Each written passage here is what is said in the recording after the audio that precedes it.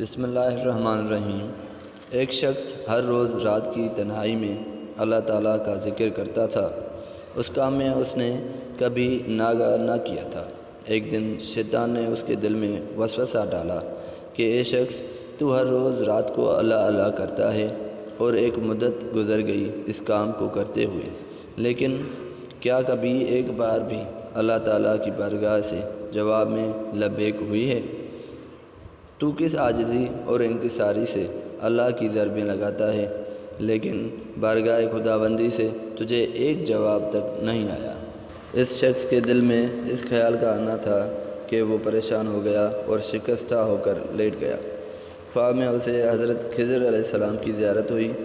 آپ نے اس سے پوچھا، اے اللہ کے بندے، تو اللہ کے ذکر سے رک کیوں گیا ہے؟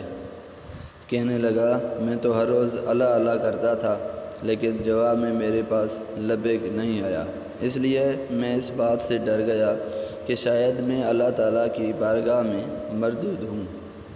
یہ سن کر حضرت خضر علیہ السلام نے فرمایا، اے شخص، اللہ پاک نے مجھ سے فرمایا کہ جا میرے اس بندے سے کہہ دو کہ تیرا اللہ اللہ کہنا میرے ہی کرم کی وجہ سے ہے۔ کیا میں نے تجھے اس کام میں نہیں لگا رکھا ہے؟ تیری طلب اور تڑپ کی مجھے سب پتہ ہے۔